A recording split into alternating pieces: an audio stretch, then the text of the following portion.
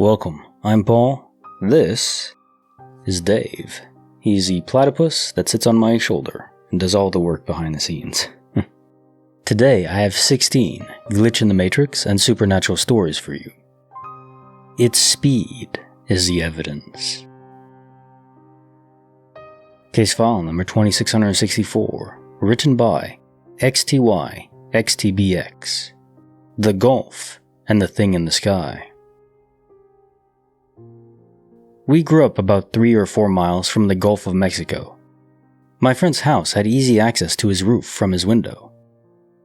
During the summer nights, we used to just chill on the rooftop and talk with whoever was over his house at night. Well, this particular night, it was probably about 3:30 a.m. and we noticed an odd-looking plane.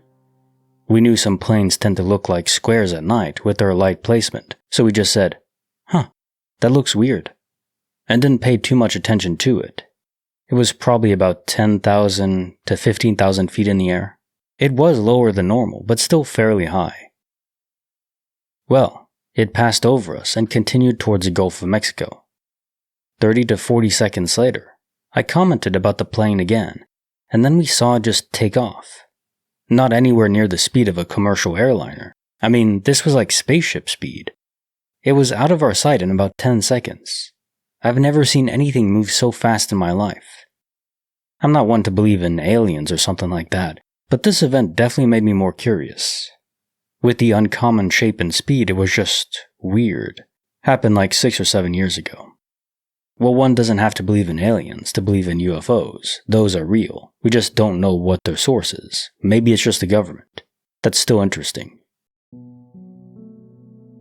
Case file number 2665, written by Maru the Red. The Portal on the Porch. 3 years ago, I was sitting in the living room with my kids. My chair was positioned so I could see all 3 doors into the house, including the one closest to me, right behind my chair. This particular day, my dog was being, well, a dog. I was working on a Reddit comment, and she started to bark to be let in. I was midway through my comment, so I decided she could wait until I was done. She was barking loudly at the door behind me, with only the door separating us at this point. I finished typing, but then decided not to post it. I reached my hand back over my shoulder to let her in. Before I could touch the doorknob, the dog walked into the living room from the opposite end of the house with an absolutely bewildered look on her face. My kid looked at me and said, Mom, how did she get in the house? She was just barking on the porch." Somehow, something teleported this dog into the house. I have absolutely no idea how.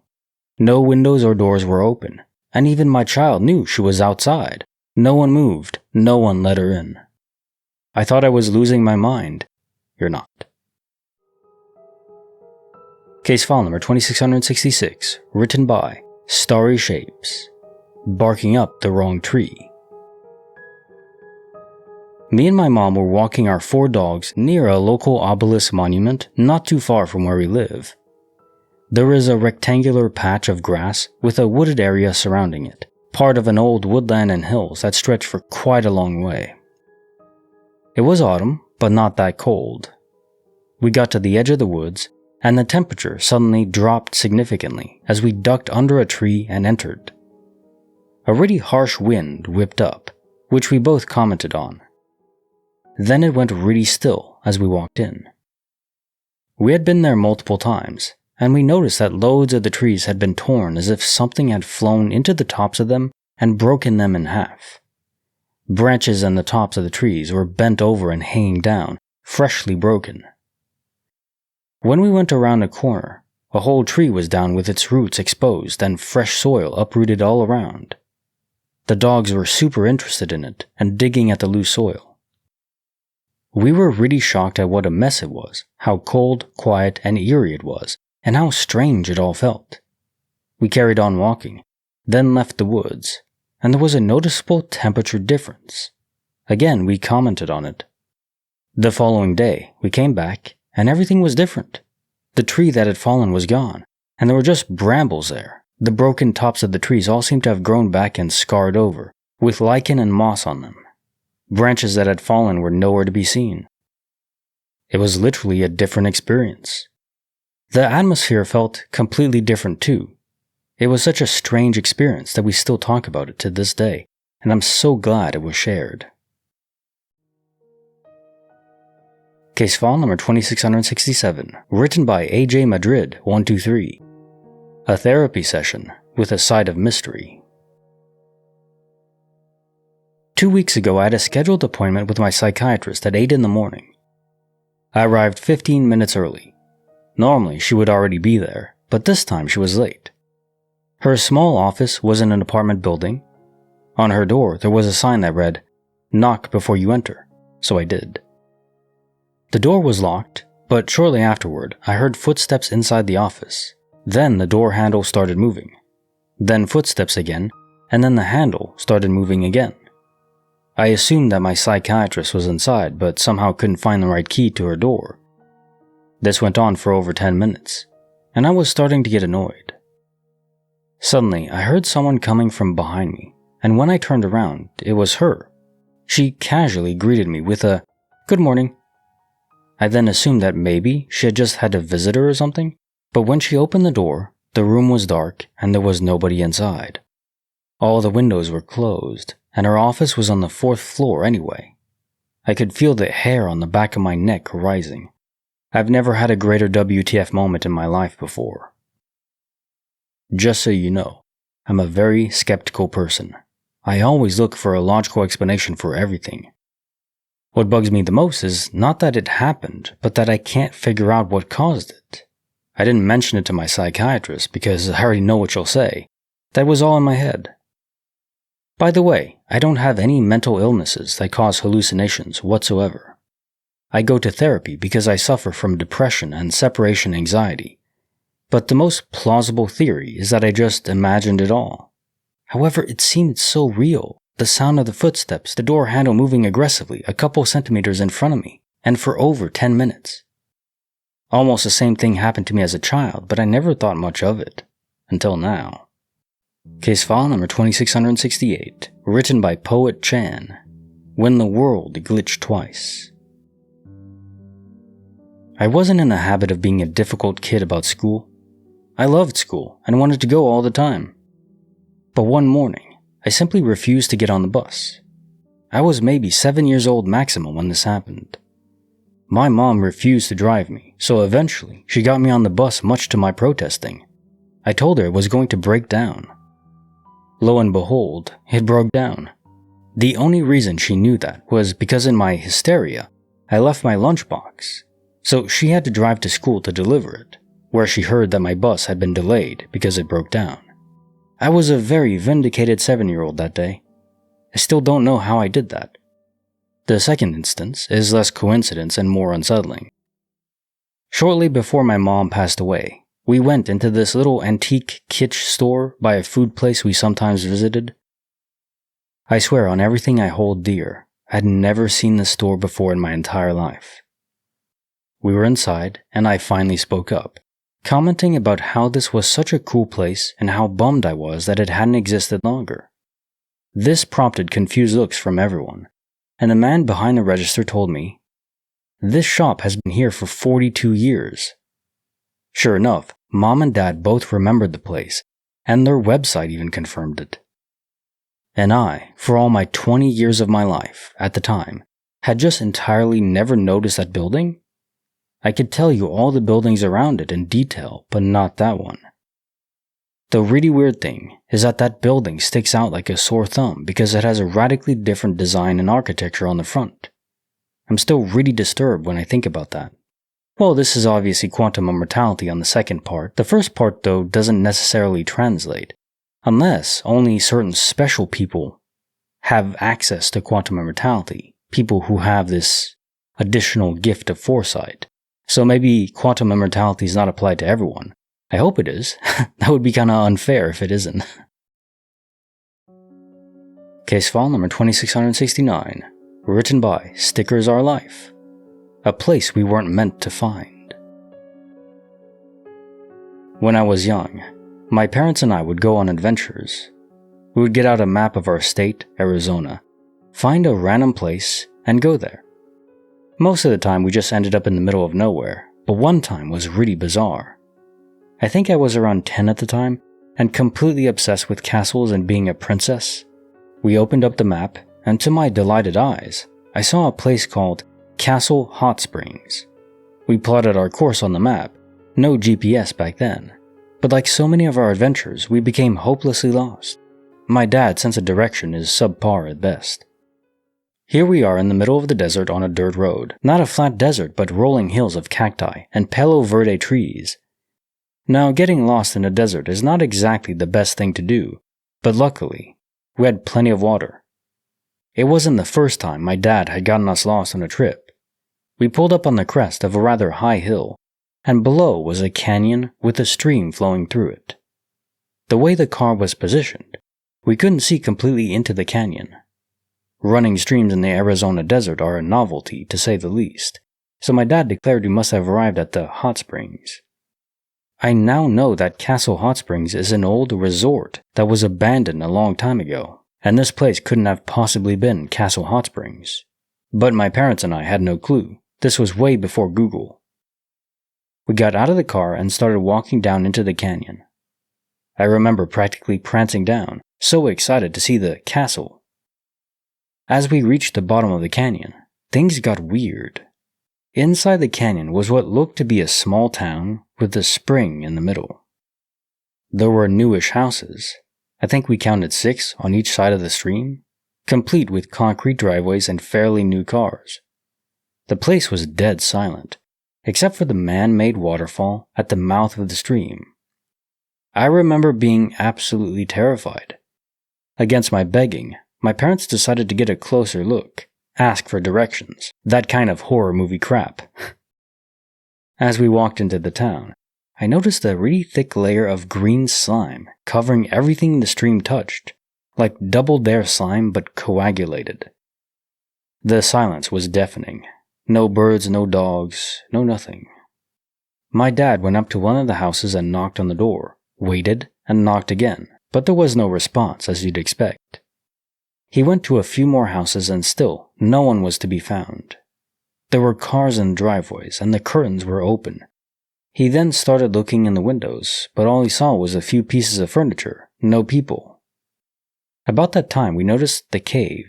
Not a hugely deep thing, but tall and with enough of an overhang to call it a cave.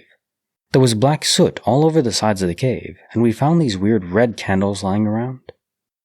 Now, I was only 10 at the time, but I knew creepy stuff when I saw it. I wanted the hell out of that place. The sun had started to set, and all I could think of was vampires. We had stumbled upon a town of freaking vampires. As the town got darker, the temperature dropped so suddenly I started to shiver and cry. But really, the worst was yet to come. Cue the bats. It wasn't even completely dusk, and out of some unseen cavern in the cave came hundreds of huge, well, to 10-year-old me anyway, black, screeching bats. Even my parents had had enough, and we all took off running back to the car. I was inconsolable, screaming at my dad to drive faster, which he did. He was just as freaked out as I was at this point. I still have nightmares about this place, and I've never been able to find it on a map. Well, my first instinct is that this was some sort of military testing ground, where they used to construct entire towns to practice in, train in, or even nuke back in the day. But that was a long time ago. Obviously, they're not nuking fake towns anymore, as far as we know. But the green slime maybe was a chemical weapon test or something? There are plenty of instances where towns that don't exist in this reality suddenly appear for people. They cross over into them and then come back. Not via quantum immortality. Their physical bodies are there and they're back here in the real universe to them, where they're from. Perhaps over in that universe, they are still conducting military tests like this. That would be my guess. A crossover to military experiments. Case file number 2670, written by Anonymous. The Seinfeld Paradox. In the late 90s, my grandparents had a pretty large house with 2 living rooms on the top floor. One living room had a fairly modern TV for the time, while the one they used when one or two of their many grandkids stayed over had this old giant relic that could only be controlled by dials. One day, I decided to watch a VHS tape of Seinfeld episodes they'd recorded on their newer TV. The video started playing, but before sitting down, I wanted to get a drink from the kitchen that divided the living rooms. As I entered the kitchen, I saw the old TV was on, and it was playing the exact same episode of Seinfeld. Confused, I went back to the new TV, hit fast forward on the VCR, and ran back into the kitchen to see the episode running in fast forward on the old TV as well. There is no way the TVs were connected. The old one didn't even have an aerial input, just an antenna. And there's no way it could pick up a direct feed from the VCR, right? Everyone was amazed, but I was the only one who really questioned it. I wish I could have solved the mystery, but alas, they moved before I gained the kind of understanding of technology that might have allowed me to figure it out. Case file number 2671, written by Aw Mangoes, Aunt Betty's 911 Vision. I remember being 7 years old and going with my parents to take my great-great-aunt out for dinner. She was in a nursing home, and we always went to spend time with her. She was 100 at the time and loved Long John Silver's. On our way to the mall to get some Long John Silver's, she started crying and freaking out. She pointed out the window up into the sky and said, "What's that big tower? It's on fire. Someone call 911. She started screaming that something looked like it hit the tower, and that's what started the fire. She even described people jumping out of the tower to get away from the fire. Dad, who was driving, kept asking, "What towers?" She kept pointing out the window, crying, asking why we weren't stopping to help those poor people dying in the tower. We explained that it was just an open field and a small gas station. There was no fire, but she was very adamant about there being a tower on fire. I was so terrified. Mom finally stopped her by saying that she had called the firemen and everything was going to be okay. Aunt Betty then looked around and said, "What are you talking about?" To this day, I'm not sure what was happening. She never had anything like that ever again. While a centenarian first is just in of itself an accomplishment, so really props to her for that, living so long. I intend to beat her, but we'll get to that when we get to it. So yeah, was this a vision of things to come? A very dire vision, indeed. I can't say for sure if it was just the thralls of a dying mind, or if her mind was able to connect to the beyond, which is just, I guess that's a good enough word for the realm of information that exists beyond what is normally available to us. Obviously, if she didn't see anything in real life, in her surroundings, it was just a field, as you said, in a gas station. So, was she able to peer into that future of things to come in a different area too, not just the future of where she was? That would be incredible if it was the case, and it kinda does seem like it, especially in the vivid detail she describes of what was happening to the people jumping out. Whew, that is probably the worst fact about 9/11. Case file number 2672, written by Drifting Raven. A house with a secret past and a matchbox future. When I was around 6 years old, my parents bought a house in the middle of nowhere. It was super cheap, and we were all excited because our family was very poor, so we didn't ask many questions. It was, I think, a 4-bed, 2-bath house with a basement, a barn, and a pond. It was crazy. My dad was into astrophysics, and my mom was in the military, so we weren't a scared or paranoid family, but none of us could be alone in the house. We were constantly creeped out there, so we would go around in pairs. It just gave us the creeps. We spent a few weeks fixing it up, and my mom kept having this dream where she was sitting in the living room, on the couch, and a man came down the hall screaming and whacked her in the stomach with a shotgun. That freaked us out even more. So the first night we stayed in the house, we all slept in the living room floor instead of in our rooms. During the night, my dad woke up because he has sleep apnea. He smelled smoke and realized my bedroom was on fire. He got me and my brother out, and they tried to put out the fire, but they couldn't. That first night, the whole house burned to the ground. The firemen couldn't determine what started it. Then we found out that the previous owners had been dishonest about some things, Apparently, the man who built the house had committed an ending by whacking himself in the stomach over in the living room. A bunch of other crazy stuff had happened to this family.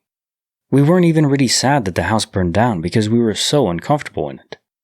That miasma of negativity from the family that occupied it before and their ending, well, it doesn't go away immediately. There's an echo, an imprint. Case file number 2673, written by Hart. Denver's Cold Floors.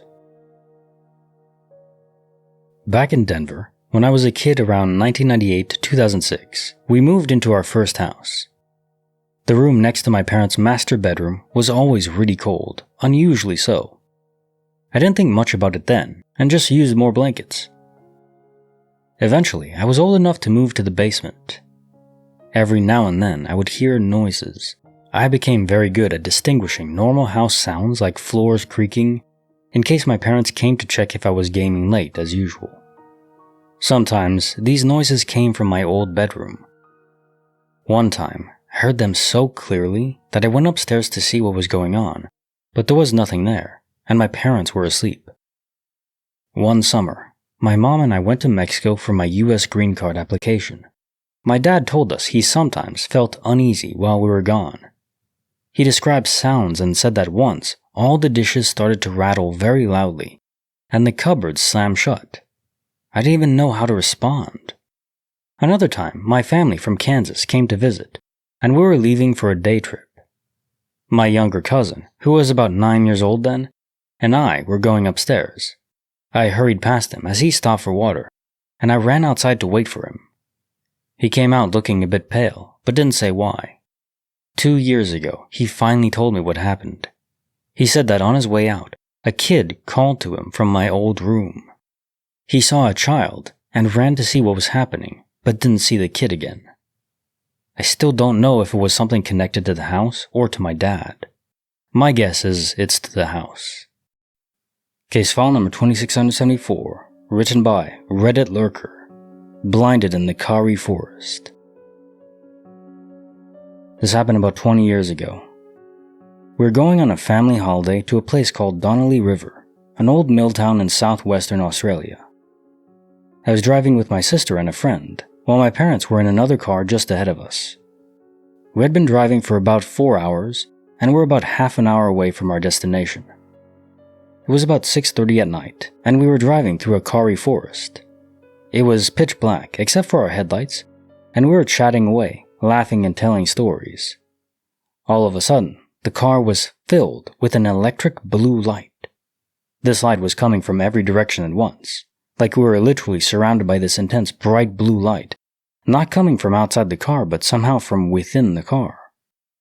In the space of a second, it was all over, and we were left saying, "What the fluck? What the fluck?" We were all freaked out and talked about what it could have been for the remainder of the drive. When we got to the cabin, we unloaded the cars and I told my parents what happened. They both started exclaiming how it had happened to them too. I have no idea what caused it. There was literally nothing out there. It was on a tiny dirt road in the middle of absolutely nowhere. There were no light poles, no buildings, nothing out there. Even today, there are still no phone towers or anything out there. Aliens, yay, with blue light. Case file number 2675, written by G'day, The Shadow on the USS Hornet. I was in 8th grade with my Boy Scout troop on the USS Hornet. This place was a hotbed for ghosts, and I was a thrill seeker. After a whole day of exploring the ship, admittedly looking for the infamous ghosts haunting every corner, we all finally called it a night. Our troop was in a bunk quarters furthest away from the rest of the troops. It was definitely creepy getting there despite having a big group with us. We had to walk through an empty bunk room to get to ours. While deciding where to sleep, I talked my buddy into choosing the 2 bunks closest to the door of the empty room, about 40 feet from the group. Dumb move. I don't remember falling asleep. I just remember waking up. My heart was pounding very hard. The doorway had a menacing red light above it, lightly illuminating the other empty room. I was terrified until I heard snoring. Until I realized it wasn't snoring. I peeked over the end of my sleeping bag, looking to see if someone was up whispering and sometimes talking. I didn't see anyone leaning up in their bunks, but I did see something. A black shadow, the height of a man, hovering between some empty bunks by my troop. It floated lightly, swaying for about 5 seconds, then stopped as if it noticed me, then flew fast and disappeared a few feet away. Yeah, if anything will, that'll give you nightmares. Case file number 2676, written by Shauna Bear. The tiny car versus a giant deer. Happened to me back in the late 90s. My mom and I would make road trips up north to see my grandparents about once every month or two. On one trip, we left their place to return home after supper just as the sun was going down. The first hour of the drive was on a smaller, 2-lane country highway, trees lining both sides and very little traffic. About half an hour in, it was now very dark outside. I was driving my mom's Geo Metro, which as you can imagine is a wee little car. This stretch of highway was pretty hilly. We drove to the top of one small hill, only to be greeted by a gigantic deer carcass lying in the middle of our lane. It was too close for me to swerve. My mom and I both gasped because we knew that we had no choice but to drive straight, which would more than likely flip our car. The midsection of the deer had to have been no less than 1.5 feet in circumference. We of course didn't have time to say anything to each other, just hold on. I remember holding onto the steering wheel for dear life, and I closed my eyes, just waiting to die. Then a few seconds went by, nothing happened. What the fluck? I opened my eyes and looked in the rearview mirror. Sure as crap, that deer carcass was still there. I have no way of explaining how the hell we didn't even graze any part of that deer, not even running over a random hoof. Simple physics states that a large deer carcass would beat the crap out of a wee tiny Geo Metro. My only guess is that the deer appeared larger than it actually was, but I prefer to think that someone or something was watching out for us that night. P.S. I hated that car, but by God, I loved it that night. Yeah, hey, tiny cars have an appeal. What is his name? Is it Eddie Hall or Brian John? It's one of the biggest guys on the planet. He was trying to fit into this tiny, I think, German car or Scandinavian car, I don't know. It's like that scene in Invincible. Forgot his name, but the big guy, the strong guy, is trying, squeeze into this tiny car and he can barely fit. It's just a funny sight. Anyways, this could be quantum immortality, where in that other universe, you did manage to swerve in time to save yourself. But it's also possible that there was a guardian angel involved. I think they can slow down time to affect changes before anything happens. Case file number 2677, written by Hobo Bong. When the pieces just don't fit. My grandfather was diagnosed with schizophrenia and was admitted to a ward, home, or a treatment center. On May 10th, 1994, he got up and left the place. There were no signs of release from doctors, no sign of abduction, nothing. He simply got up and went away. He did not go home, he disappeared. Soon after the facility realized he was gone, they called my family to tell us he ran away. My family hired an investigator and filed a missing persons report. The police were searching for him. Nothing ever showed up. Nobody ever saw him again. I was only 3 months old when he went missing, but I've seen photos of him, and I recently started looking up his case online. This is what I found on several websites. The photo shown does not look like my grandfather, unless of course it's a younger photo, and it shows a different name. I was led to believe that his name was Eduardo, but this case shows Carlos. It could be one of three things. Either my family lied to me, and this isn't my grandfather, or the person who filed the report and the people at the hospital messed it up, which is why they could never find him. Though I don't know how my family would overlook small details like that. Or maybe I'm just overthinking it, and there were two men of the same age with the same condition and the same last name in El Paso, Texas, who went missing around the same time.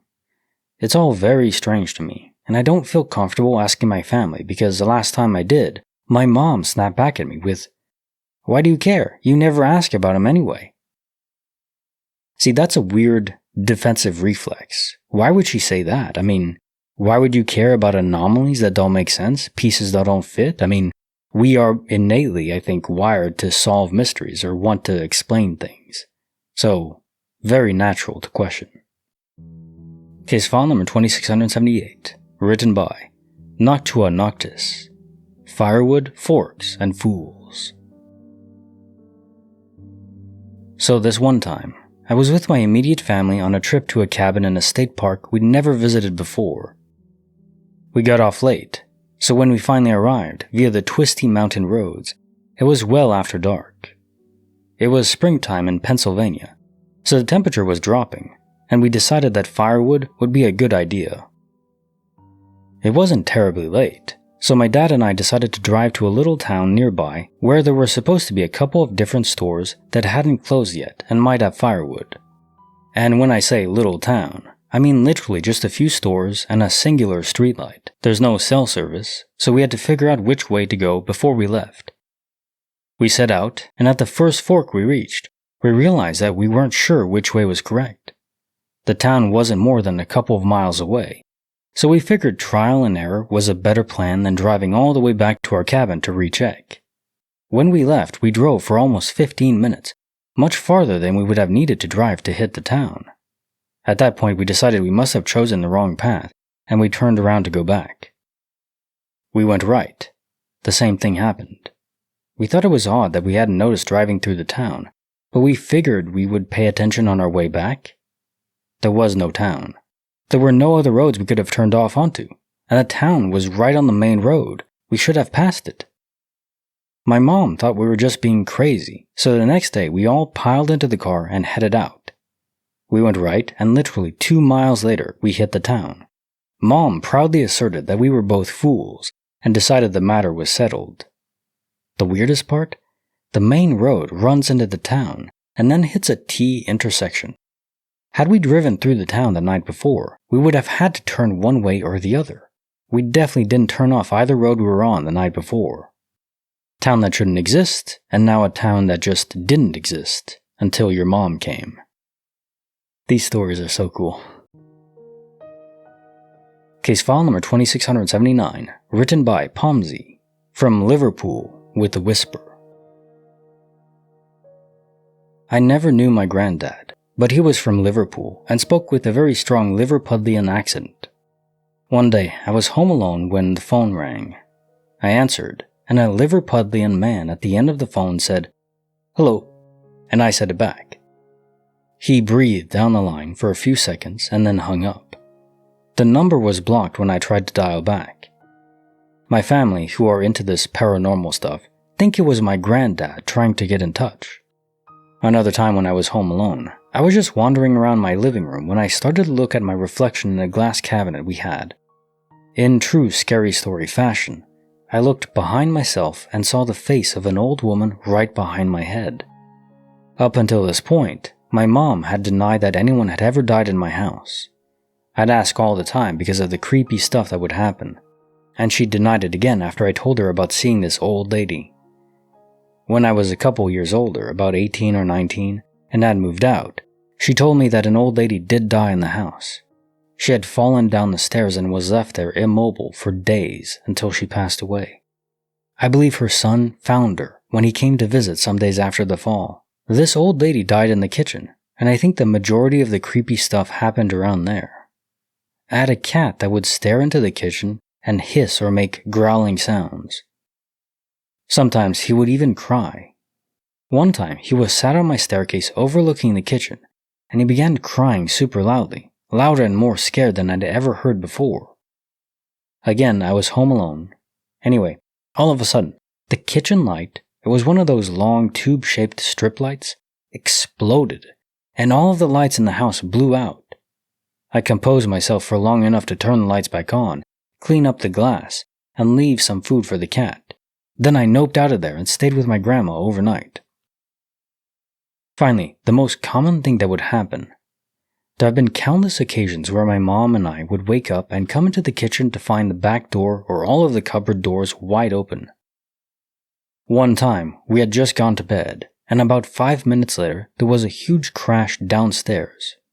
We went down to find all the kitchen cupboard doors wide open, and we both knew that they were closed, as we had only just come upstairs to bed. That one freaked me out quite a bit. Also, when my mom was dying in the hospital, I stayed with my grandma. Next to the bed was a single plug socket that I had my phone charger plugged into. I had unplugged an old vinyl player to put my phone charger into the socket. We got a call about 3 a.m. that my mom was unlikely to survive for much longer, so I unplugged my phone, packed my charger into a bag with some other stuff, and we rushed to the hospital.